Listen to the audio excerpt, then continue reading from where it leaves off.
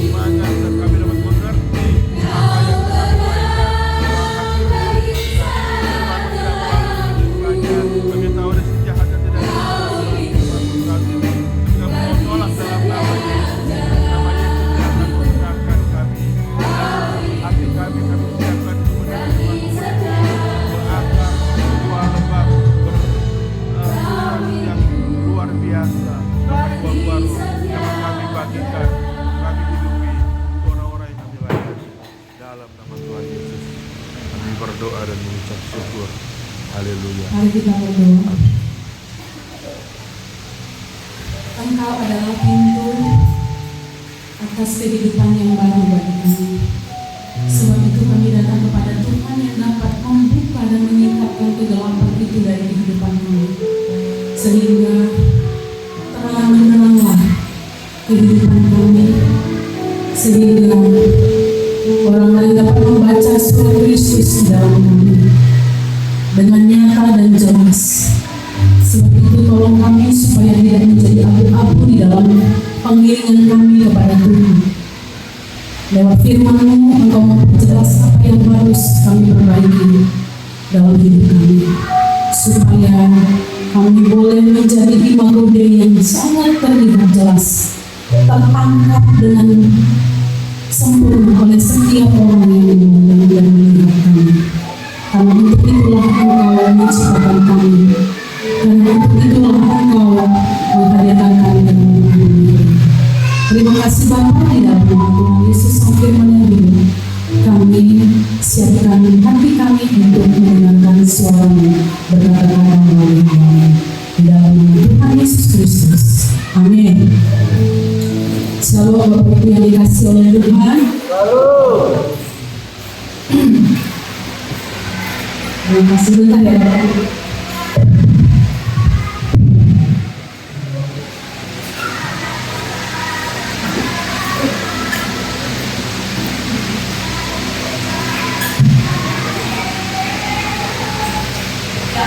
Dalam tema besar serupa dan segambar dengan Allah, atau yang sering kita sebut dengan Immanuel.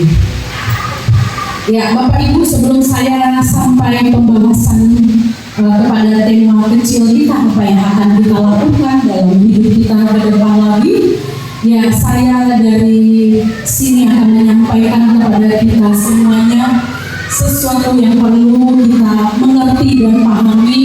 Bapak Ibu, gereja atau mimbar gereja adalah sarana Allah untuk mendidik umatnya. Ya, mimbar gereja adalah sarana yang Tuhan pakai untuk mendidik saya dan kita semuanya, ya, sebagai umatnya. Dan fungsinya tentu supaya semua umat percaya itu berbalik ke jalan yang Dia mau, berbalik ke jalan yang Dia kehendaki. Nah, kalau mimbar gereja tidak lagi dipakai sebagai fungsi yang sesungguhnya untuk tujuan transformasi, yang berbalik dari jalan-jalannya yang jahat, ya. Karena gereja itu berasal dari eklesia, ya, orang-orang yang dari kegelapan menuju terangnya yang ajaib. Maka kalau kita bergereja seharusnya ada transformasi.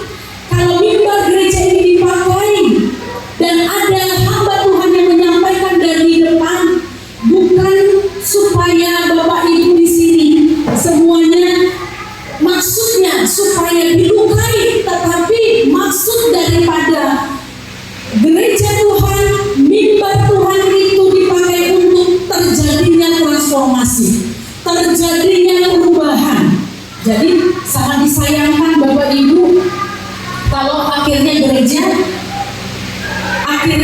membuat kotak dalam dirinya untuk menjaga-jaga supaya audiens, supaya jemaat tidak terluka, maka menghubungkan dengan firman-firman yang hanya berbicara tentang berkat, yang berbicara tentang motivasi-motivasi. Sejatinya mimbar gereja bukan hanya di situ, itu hanya sisi lain yang mungkin bisa diberikan kepada jemaat, apalagi di tengah-tengah kehidupan yang tidak gampang. Perlu ada firman yang memotivasi, tetapi kalau hanya itu yang harus diperdengarkan, dan kalau hanya yang seperti itu yang ingin kita dengarkan, Bapak Ibu, sangat disayangkan. Karena tujuan daripada mimbar gereja adalah bagaimana terjadi transformasi yang di dalam tubuh gereja itu sendiri, yang kotor, yang dibersihkan, yang buruk dibersihkan. Kalau Paulus mengatakan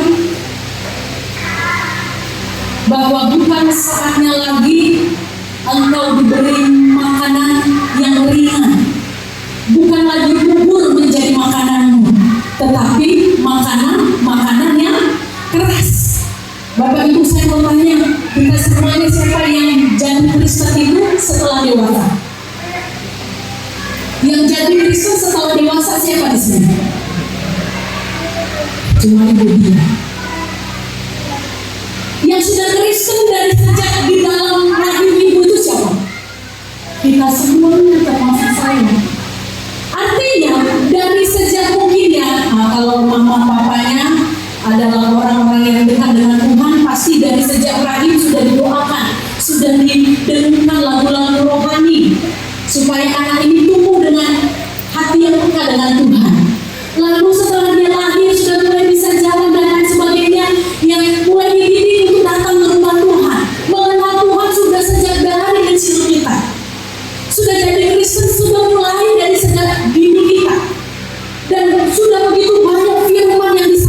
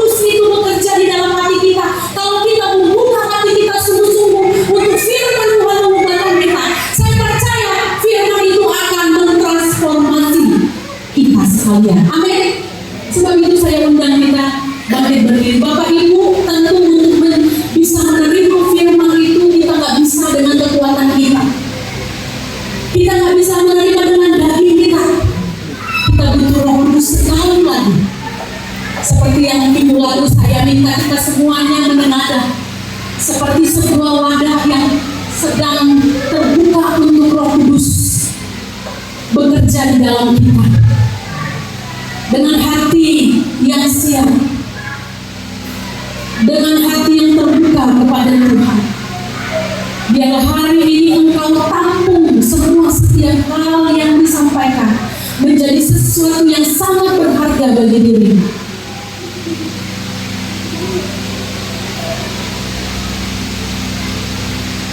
Roh Kudus, sekali lagi hari ini kami tunduk di hadapan-Mu. Kami tidak bisa menerima firman tanpa ada Roh Kudus yang membukakan itu kepada kami, yang menyiarkan itu kepada kami. Ladang yang subur untuk firman-Mu dapat bertumbuh berbuah bahkan mentransformasi kami adalah hati kami. Hati kami begitu sulit, tetapi kami percaya ketika Roh Kudus bekerja menyatakan di dalam kami mampu menerima. Anugerahkan kami keinginan untuk berubah. Anugerahkan pikiran kami, anugerahkan telinga kami dengan telinga seorang murid yang mau dengar, dengan hati murid yang mau tunduk dan taat menerima, dengan pikiran yang terbuka tanpa menimbang-nimbang. Biarlah kiranya Roh-Mu bekerja di dalam kami, Roh-Mu bekerja di dalam kami, Roh-Mu bekerja di dalam umat-Mu sekalian. Berkata-kata Tuhan, berkata-kata Tuhan, sebab kami siap untuk mendengarkan dan diubah oleh firman. Amin. Silakan. Bapak Ibu yang dikasih oleh Tuhan, kita sudah 2 minggu merenungkan firman Tuhan tentang sebuah kebiasaan yang kita tidak sadari itu dosa, tapi kita sering lakukan, dan itu ya terjadi kepada siapapun, ya termasuk kepada saya, yaitu apa? Kesombongan. Itu terjadi juga pada saya, dan itu terjadi kepada kita semuanya. Sebab itu minggu lalu ya kita maju sedikit sebagai pesan yang harus kita lakukan. Firman Tuhan disampaikan berulang kali pun kalau nggak kita kerjakan, nggak akan ada terjadi perubahan, tidak akan terjadi transformasi dalam kehidupan kita. Sebab itu harus ada tindak lanjutnya. Tindak lanjutnya apa? Tindak lanjutnya adalah tidak ada tempat bagi kesombongan dan diri kita. Ketika kita Bapak Ibu sadar, kita kan sudah disampaikan bahwa memang kita kadang nggak sadar kalau itu dosa, tapi kita lakukan. Nah sekarang kita udah tahu kalau kesombongan itu adalah dosa, maka kita harus lebih berhati-hati ketika kita mulai sombong. Siapa yang tahu kalau dia sedang sombong? Hanya diri kita sendiri yang tahu itu. Sebab itu waspada, jangan biarkan kesombongan itu mendapat tempat di dalam hati kita. Dibuang itu jauh-jauh dari hidup kita. Nah, hari ini saya mau mengajak kita aktivasi. Ya, Roh Kudus itu ada di sini. Roh Kudus itu nggak di luar, Bapak Ibu. Roh Kudus itu ada di dalam diri kita semuanya, orang yang sudah percaya. Dia bukan teh celup yang kita bisa undang masuk, keluar masuk. Enggak. Ketika kita percaya kepada Yesus, Roh Kudus itu ada di dalam, karena Dia adalah Tritunggal, ya, Allah yang 3 di dalam 1. Dia ada bersama-sama dengan kita di sini. Sekarang masalahnya kenapa? Kita melihat ada orang percaya, ada hamba Tuhan, ada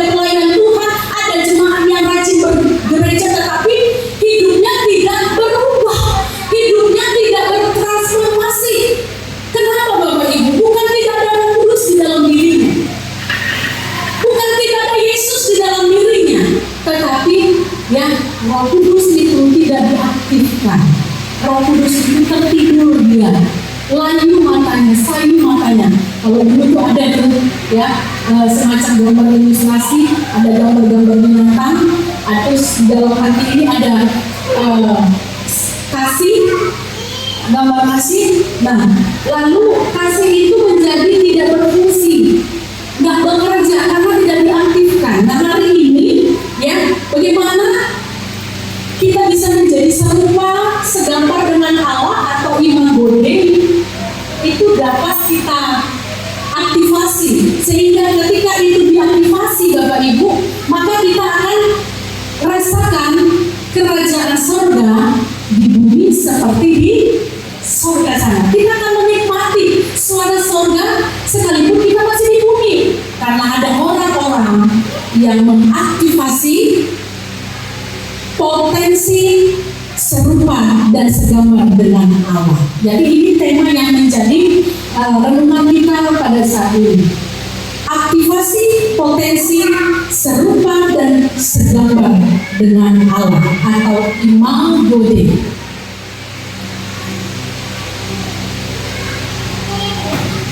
Pertanyaannya, bagaimana kita mau aktivasi ini?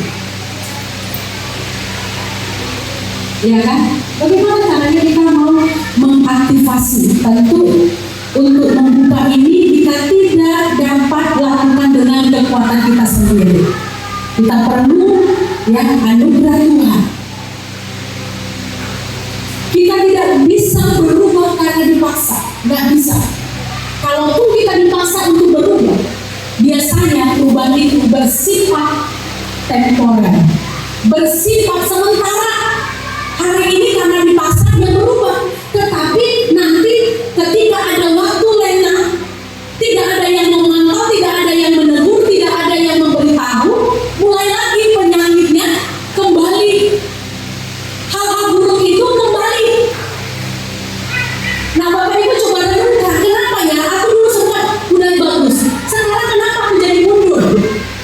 Nah, mungkin itu terjadi karena kita dipaksa.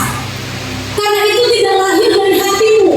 Nah, memang Bapak Ibu untuk mengaktifasi peran imago Dei dalam diri kita itu nggak bisa dengan kekuatan kita. Kita butuh anugerah Tuhan. Aku butuh anugerah-Mu untuk aku bisa berubah, untuk aku bisa ditransformasi.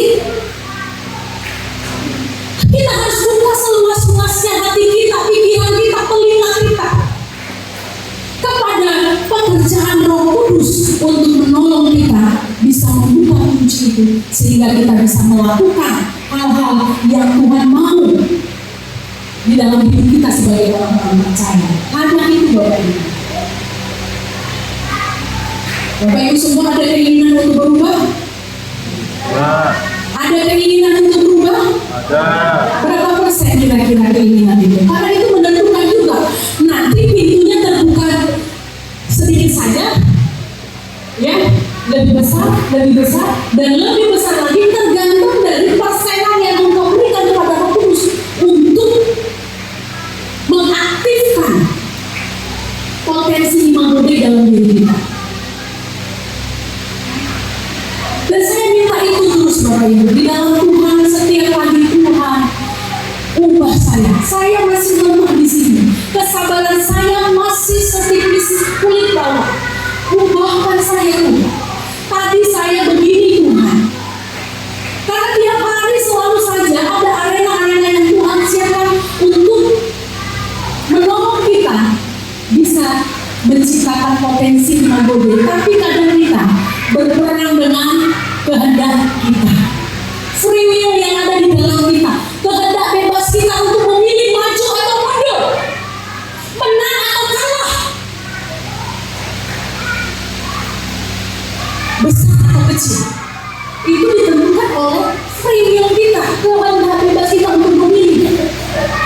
Kalau kita milih untuk maju, maka Bapak Ibu disiapkan oleh Tuhan memang tantangan, tapi tantangan itu adalah sesuatu yang akan menolong kita untuk melihat sampai sejauh mana sudah kemajuan saya di dalam hal ini. Bapak Ibu yang dikasih oleh Tuhan, semua kita mau berubah, amin. Ya, jangan seperti ini lagi. Saya rindu seperti gereja mula-mula. Gereja mula-mula ya terjadi lonjakan yang sangat luar biasa, selain dari karena firman Tuhan yang disampaikan, penginjilan besar-besaran yang terjadi, tetapi oleh karena cara hidup jemaat mula-mula. Dan saya rindu kita semuanya bisa mengalami itu nanti ke depan di dalam gereja kita.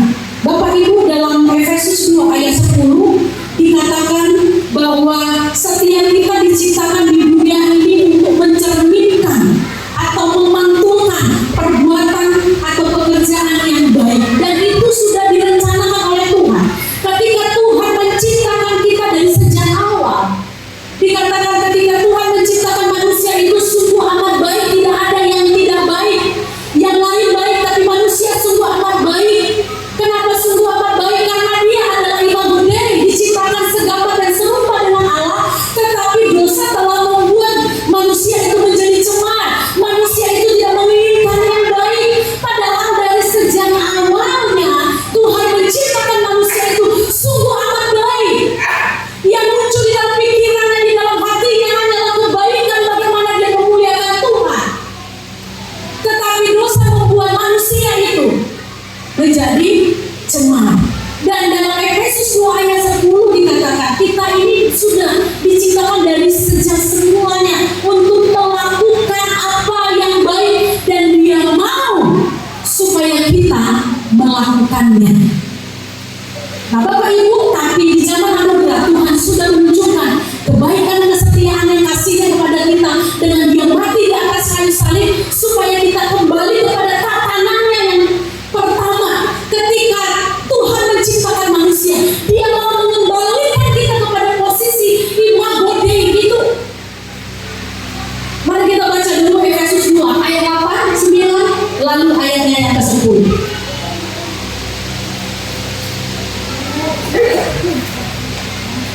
Kalau ada di depan, oke, ini ada 8-nya ya. Sebab karena kasih karunia kamu diselamatkan oleh iman, itu bukan hasil usahamu, tetapi pemberian Allah. Itu bukan hasil pekerjaanmu. Jangan ada orang yang memegahkan diri, karena kita ini buatan Allah. Buatan siapa?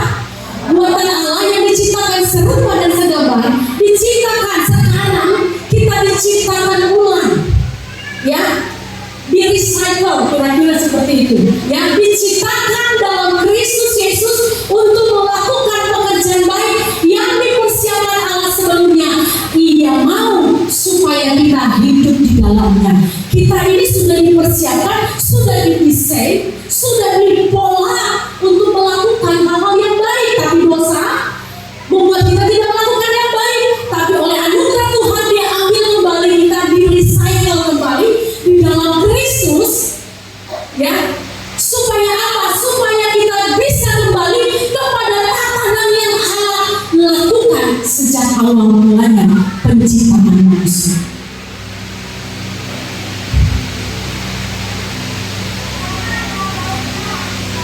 Dalam 2 Korintus 5 ayat 17 dikatakan, dan siapa ada di dalam Kristus, ia adalah ciptaan baru.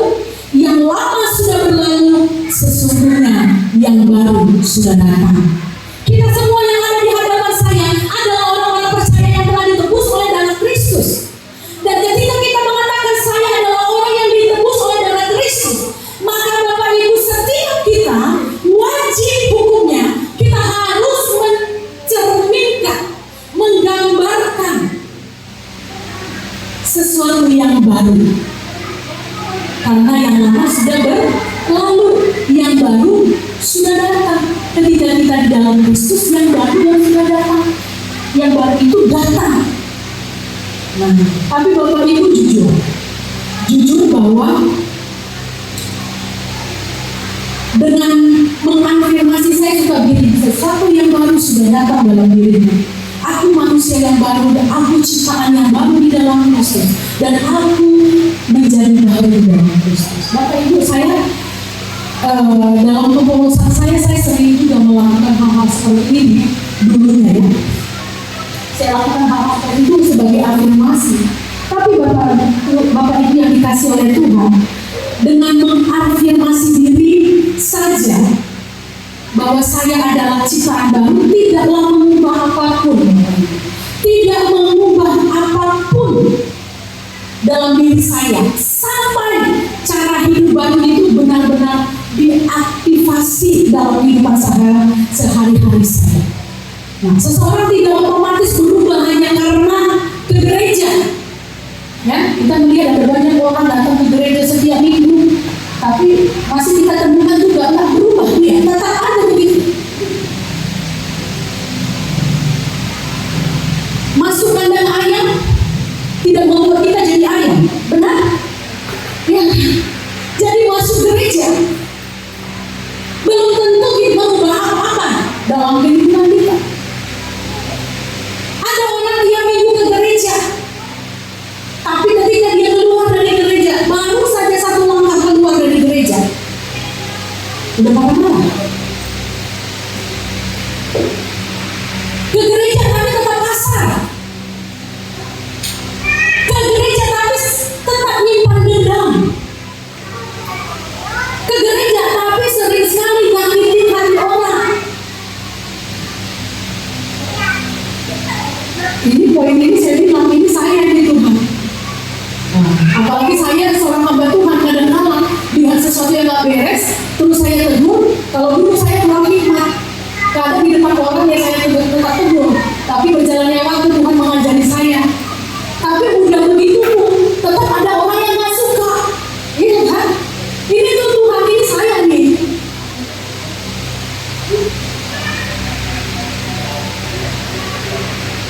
Bapak Ibu, Kristus tidak mati untuk menjadikan kita sekedar pengunjung gereja. Ya, Kristus mati di atas kayu salib bukan sekedar menjadikan kita pengunjung gereja, tetapi menjadi ciptaan yang baru dengan karakter Kristus. Katakan amin. Ya. Bilang sama kawanmu pelan-pelan, tapi jelas. Kamu, ya, nanti ingat ya kata-kata saya ya. Kamu ditebus oleh Tuhan, bukan sekedar rajin ke gereja. Coba dulu sama-sama bilang sama yang di sampingnya.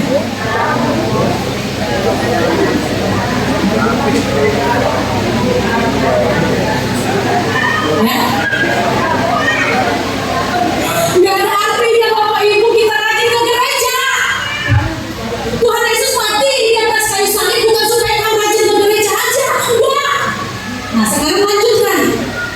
Tapi Tuhan mati di atas kayu salib supaya kau berubah. Dengan tatapan yang tajam, besar bola matanya, supaya kau berubah.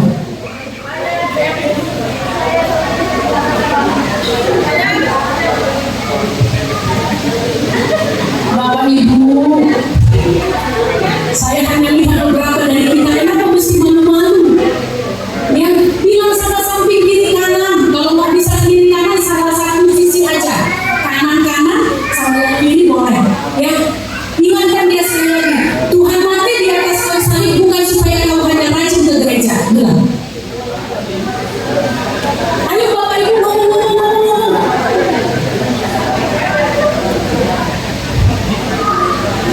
Ya, tapi Tuhan Yesus mati di atas kayu salib supaya kau berubah. Ya.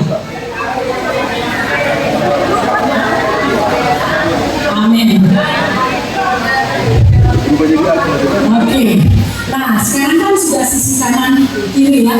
Sekarang Bapak Ibu, saya perlu dibilangin begitu karena nggak ada kawan saya di depan. Jadi Bapak Ibu rame-rame bilang sama saya. 1, 2, 3.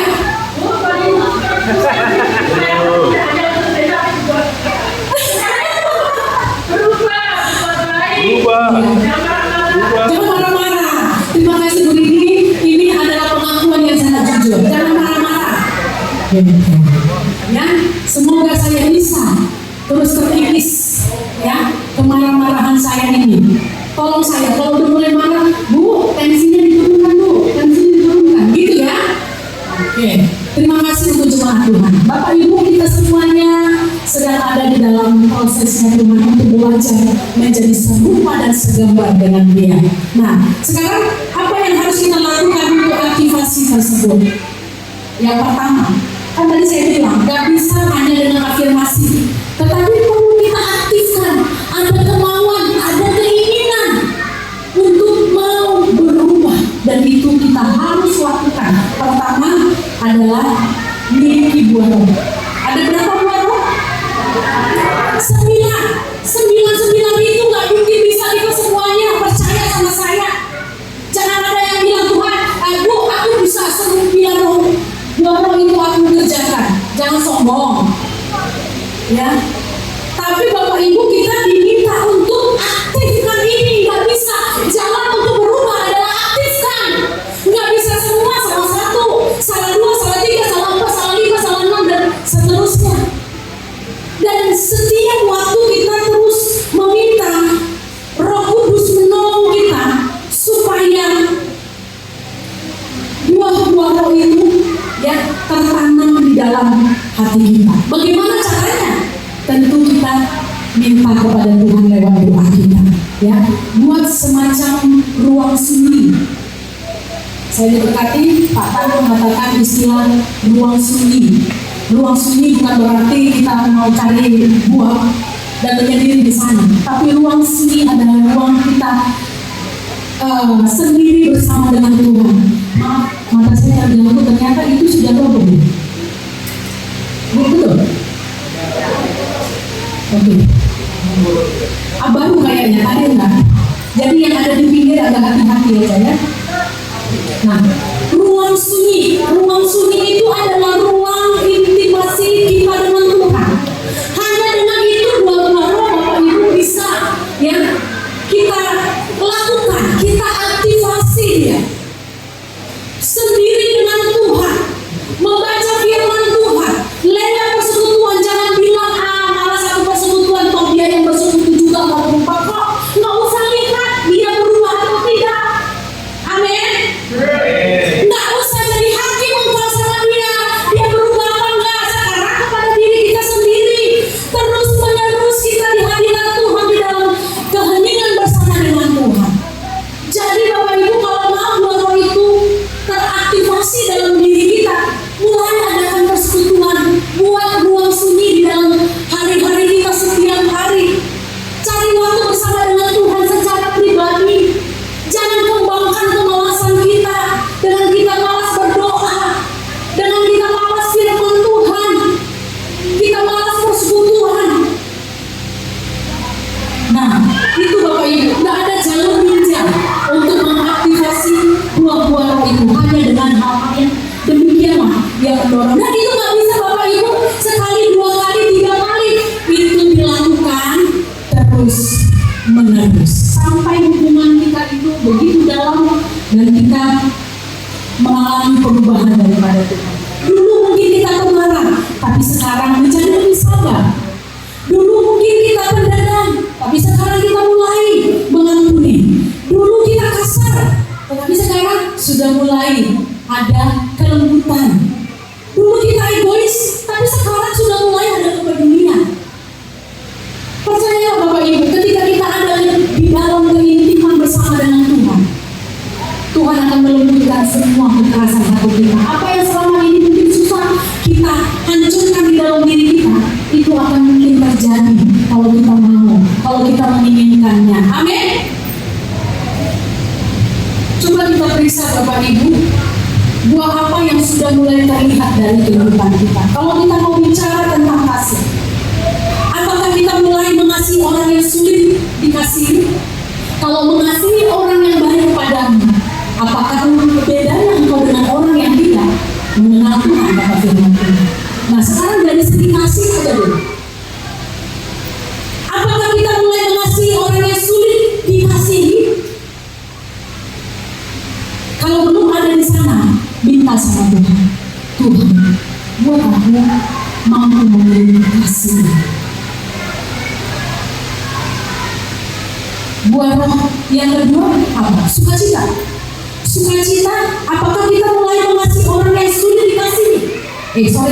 Apakah kita tetap bersyukur meski keadaannya tidak ideal? Ya, keadaan kita, mimpi kita, saya punya mobil Alfa, saya punya istana megah, saya punya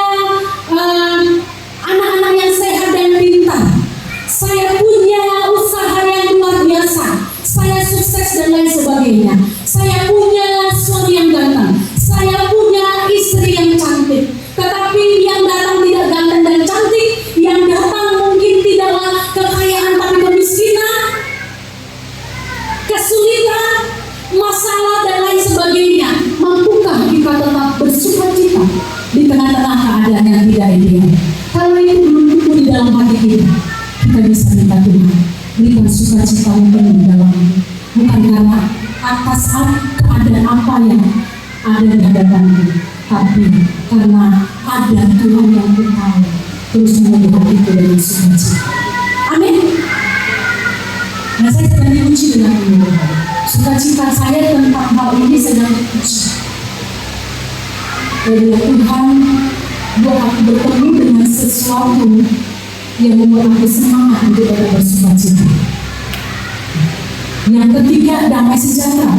Apakah kita berhenti menjadi pembuat masalah dan drama di tengah-tengah keluarga kita, di tengah-tengah lingkungan kita?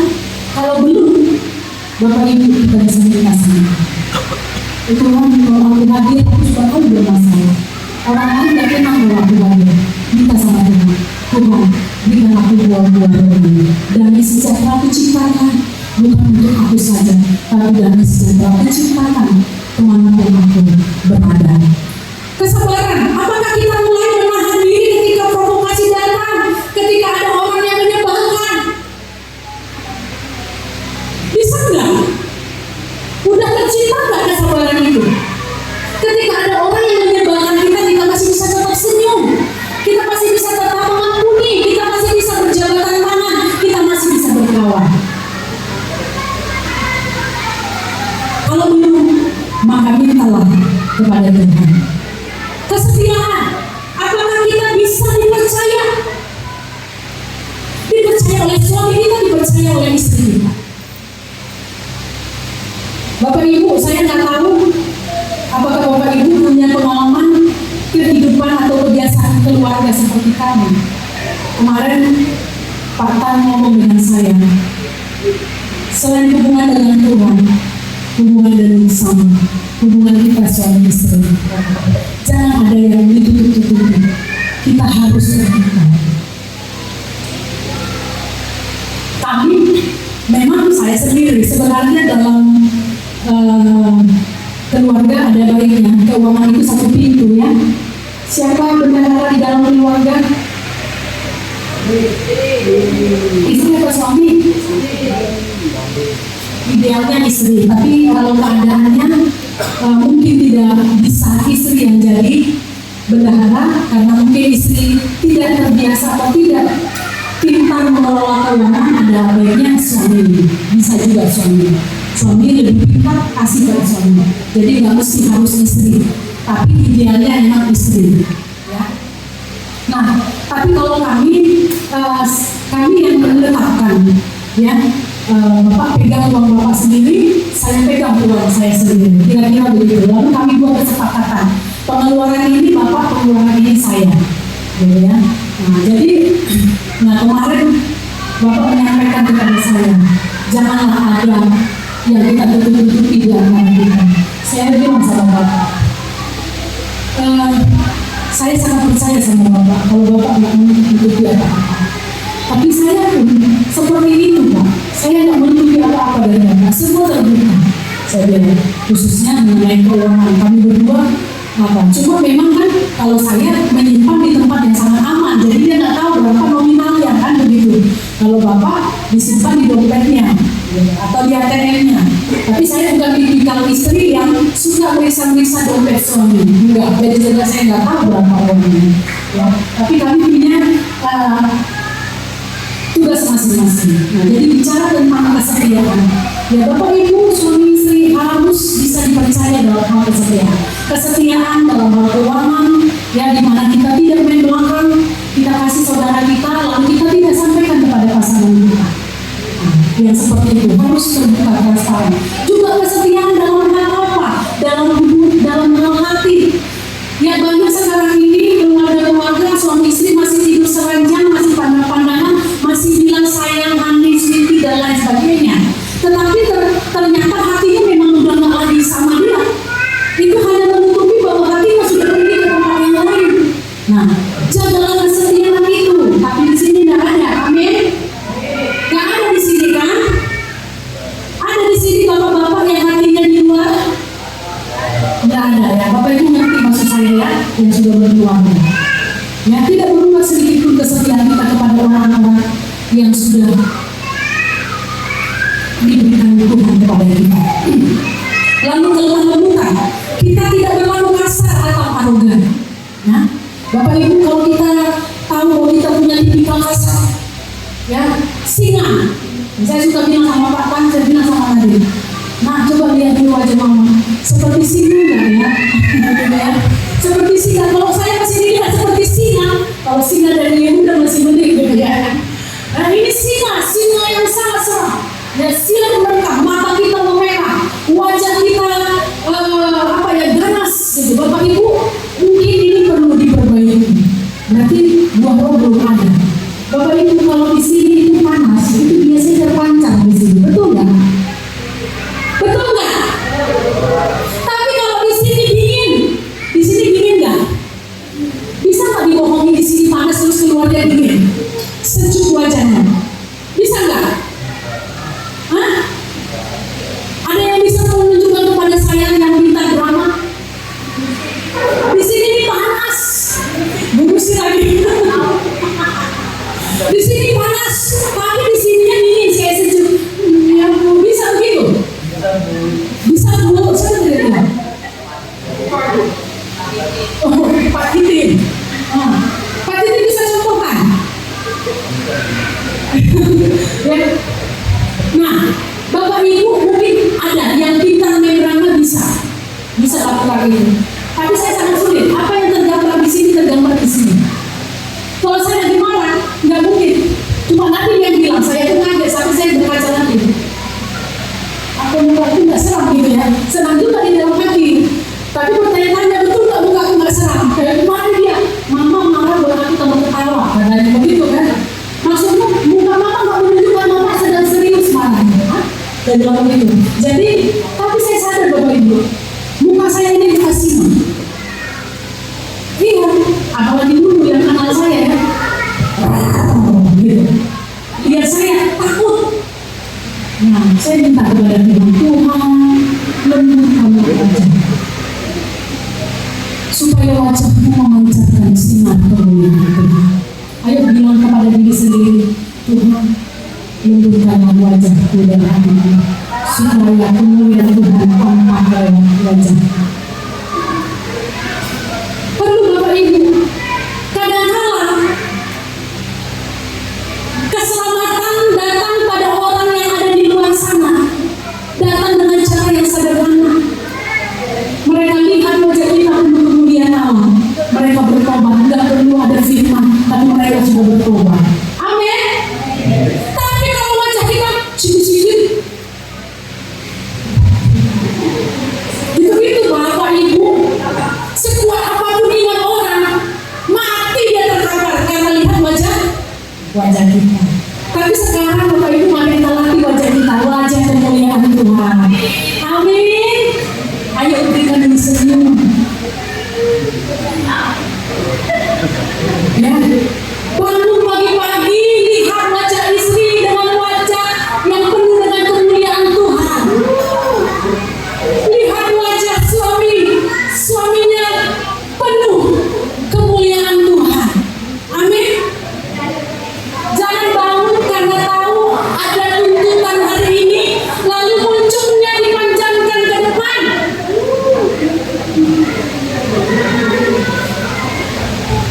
Harusnya Nabi nggak emosi gara-gara hanya sekedar muncul yang maju ke depan, jadi naik tensi. Tapi mari Bapak Ibu ya, tunjukkan kelemahan lembutan. Bicara dengan anak lembut, bicara dengan suami lembut, bicara dengan istri lembut. Hai istri-istri yang tegangan suaramu tinggi kayak saya, bertobat. Suami juga yang suka bentak-bentak sama istri sama anak, bertobat. Amin. Karena itu begitu, dan itu terjadi bagi kita sendiri. Pemasangan diri. Tanya, apakah kita mampu menahan diri dari emosi kita? Begitu kita marah, Jangan ditahan emosi ini. Tarik nafas panjang-panjang atau pergi dulu sebentar supaya kita tidak beremosi. Nah, coba diuji, apakah saya gampang beremosi? Dengan sedikit terlalu sensitif telinganya, langsung emosi. Jangan. Mari bertobat, ya. Coba diselidiki dari beberapa buah-buah tadi. Apa yang masih belum terjadi, minta Roh Kudus untuk menolong kita. Tuhan, aku mau di bagian ini, aku mau menang di bagian ini. Jangan hanya nyanyi aja kita tahu aku menang, tapi kita harus menang, sungguh-sungguh menang. Tidak bisa 9, minimal 1. Bapak Ibu renungkan di 9 buah ini bagaimana yang sedang kita perjuangkan. Teruslah berjuang, menanglah engkau atas hal itu sehingga engkau penuh sukacita. Bapak Ibu, kemenangan itu akan terasa indah ketika kita ikut berperang. Kita menaklukkan segala musuh-musuh, baru kita rasakan betapa nikmatnya kemenangan itu. Jadi Bapak Ibu harus ada di medan peperangan untuk mewujudkan buah-buah itu terjadi dalam diri kita. Maka kita akan merasakan kemenangan. Yang kedua, aktivasi hal-hal yang baik. Mari buka kita Kolose pasalnya yang ketiga. Kolose pasalnya yang ketiga, ayat 8 dan ayat 16. Demikian firman Tuhan. Tetapi sekarang buanglah semuanya ini, yaitu marah, geram, kejahatan, fitnah, dan kata-kata kotor yang keluar dari mulutmu. Jangan lagi kamu, 16 ya. Hendaklah perkataan Kristus diam dengan segala kekayaannya di antara kamu, sehingga kamu dengan segala hikmat mengajar dan menegur seorang akan yang lain, dan sambil menyanyikan mazmur dan puji-pujian dan nyanyian rohani, kamu mengucap syukur kepada Allah di dalam hatimu. Jadi yang kedua yang harus kita aktifasi adalah hal-hal baik. Apa hal-hal baik yang dimaksud? Tadi sudah ada di sini, mungkin sebagiannya sudah saya tunjukkan, ya contohnya dari buah-buah roh itu. Tetapi Bapak Ibu ada hal-hal lain. Ini dibuang dari hidup kita, dibuang dari kebiasaan kita. Itu pada ayatnya yang ke-8, ya, kejahatan, fitnah, dan kata-kata kotor yang keluar dari mulutmu. Bapak Ibu, mulai hari ini dinajiskan dari mulut kita, keluar kata-kata fitnah, keluar kata-kata makian, keluar kata-kata yang kotor, karena itu tidak layak dilakukan, diucapkan oleh orang-orang yang telah mengenal Tuhan. Jangan bangga Bapak Ibu untuk menunjukkan kepada dunia aku hebat, aku garang, lalu kita keluarkan kata-kata yang kotor dari mulut kita. Anjing, babi, kurang ajar, dan lain sebagainya. Kurang ajar itu bahasa itu bentuk kemarahan. Bapak Ibu, dijauhkan dari bibirmu. Katakan dalam dirimu, terkutuklah aku kalau mulutku mengucapkan kata-kata yang indah.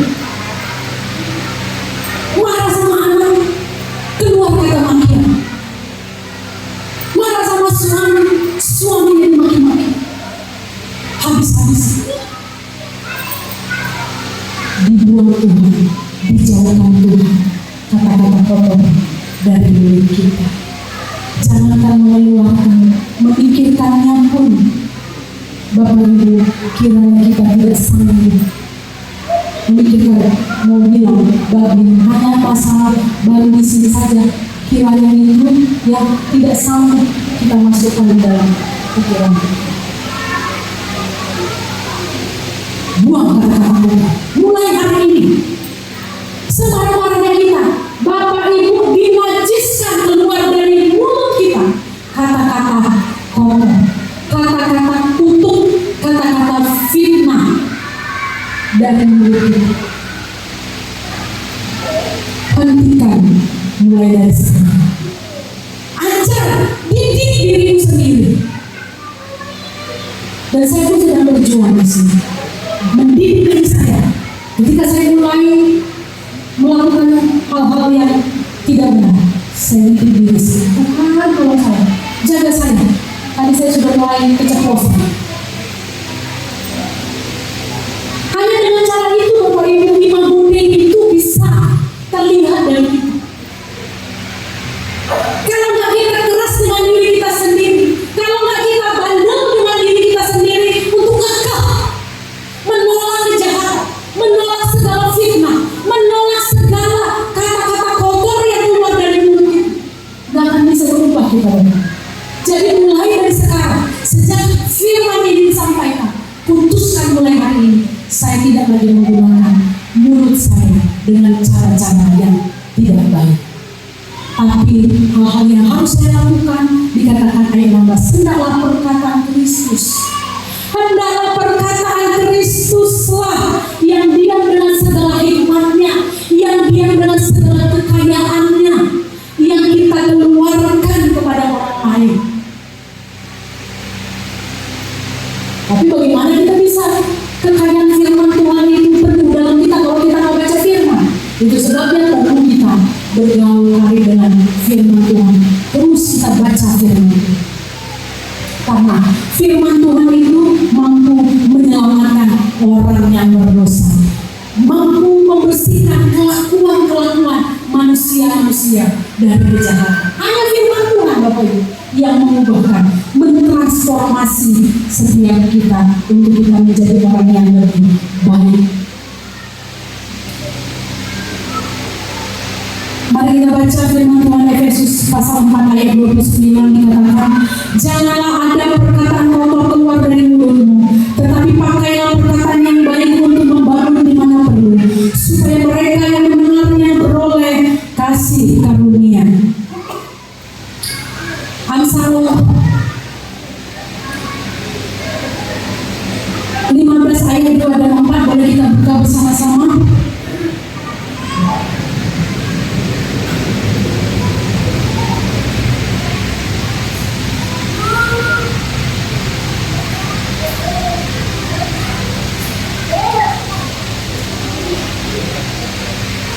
Lidah orang bijak mengeluarkan pengetahuan, tetapi mulut orang bebal mencurahkan kebodohan. Lidah lembut adalah pohon kehidupan, tetapi lidah curang melukai hati.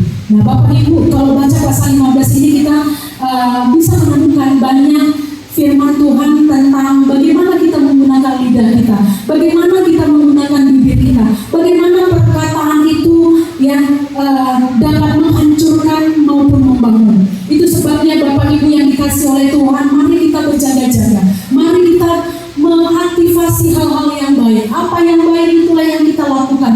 Dan hari ini sangat jelas ya, kebaikan itu dapat dilihat ketika kita tidak melakukan kejahatan-kejahatan seperti yang disampaikan oleh firman Tuhan dalam kitab Kolose pasalnya yang 3 ayat 8.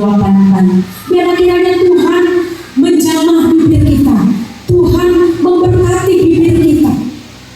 Kalau dulu kata-kata kita menyakiti, tapi saat ini kata-kata kita membangun. Dulu kita sering mengeluh, sedikit-sedikit mengeluh. Saya paling ngeri sih kalau orang mengeluh, karena ketika saya mendengar orang mengeluh, saya pun menjadi terkuras energinya karena keluhan. Tapi alangkah semangatnya energi saya ketika saya mendengarkan ada orang dengan penuh semangat, dengan penuh keyakinan, optimis terhadap kehidupan, itu mendorong saya juga. Dan saya percaya Bapak Ibu, keluhan itu akan mematikan seluruh semangat kita, potensi kita, bahkan orang-orang di sekitar kita pun akan ikut tergerus energinya ketika kita mengeluh. Jadi jauhkan keluhan dari mulut kita, dari bibir kita. Jangan sedikit-sedikit mengeluh, kurang ini ngeluh, kurang itu ngeluh, lihat itu ngeluh, lihat ini ngeluh, nggak ada yang beres, mengeluh dan mengeluh. Kiranya itu dijauhkan dari kita, ya. Amin. Amin. Dijauhkan gosip. Enak-enak memang bergosip ini. Dan saya perempuan, ya saya tidak ingin dari situ.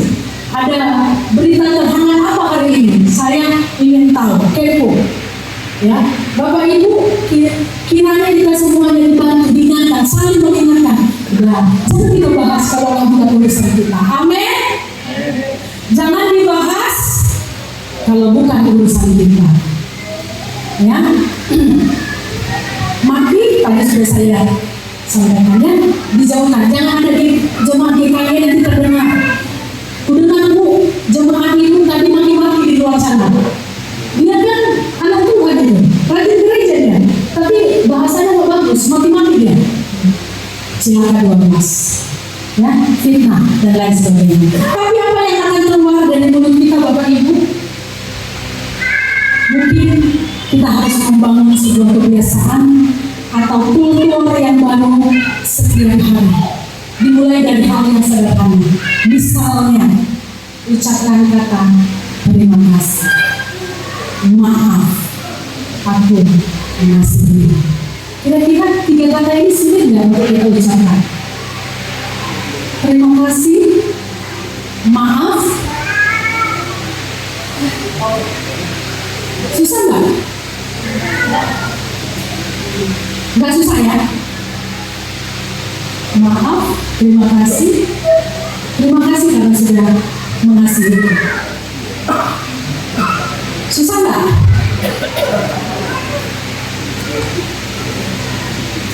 Bapak Ibu yang dikasih oleh Tuhan, yuk sama-sama kita mau belajar menggunakan kata-kata positif. Ketika kita buat salah, kita minta maaf. Atau ketika pun kita tidak buat salah dan orang lain menghendaki kita minta maaf duluan, maafkan saya. Susah nggak? Susah nggak?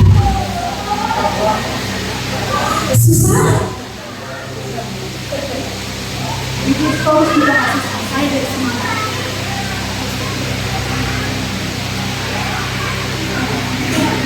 Terima kasih Bu.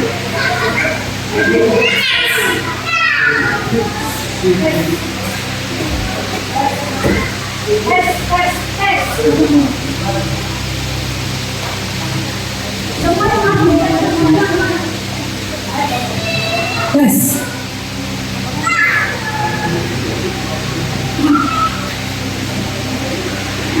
Ibu harus bilang ya, bisa. Saya semangat, bisa. Ya. Jadi kalau Bapak nanti buat salah, Bapak maunya ibu yang duluan minta maaf, ibu lakukan. Amin. Maafkan saya sayangku, love you, honey, dan lain sebagainya. Amin. Ya. Siapa yang di sana? Sertina atau saya di sana? Saya jadi senyum. Nanti kalian jadi monitornya. Ya. Bapak Ibu harus dilakukan, harus mau dulu. Ya. Saya mau, saya ingin. Kadang kita untuk minta maaf itu tunggu orang lain dulu, gitu ya. Yang datang sama kita, salah itu. Tapi untuk terbiasa mengucapkan kata maaf itu harus dimulai dari sekarang. Maaf. Sering-sering Bapak Ibu, nggak susah, nggak mati bilang maaf sama suami. Kalaupun kita tahu mungkin suami kita yang salah, nggak mati saya bilang sama suami saya, maaf ya Pak. Sekalipun saya tahu sadar betul yang salah dia. Percaya sama saya Bapak Ibu, nggak ada yang mati di sini ketika dia minta maaf duluan. Harga dirimu pun nggak akan hancur hanya karena kau minta maaf duluan. Karena harga diri kita sesungguhnya ada di dalam Tuhan. Ucapkan terima kasih, apa susahnya? Terima kasih Ma, terima kasih Pak, terima kasih Ma, terima kasih Bu, terima kasih Pak, apa susahnya? Kadang kita berpikir, sudah kewajiban dia yang berbuat baik sama aku, gak perlu aku bilang terima kasih. Jangan. Kebaikan sekecil apapun, biasakan kita menghargai dan mengucapkan terima kasih sekecil apapun. Ajarkan anak kita juga untuk bilang terima kasih. Di rumah pun sekalipun bapaknya yang memberikan kebaikan kepada dia, ajarkan anak juga untuk berterima kasih.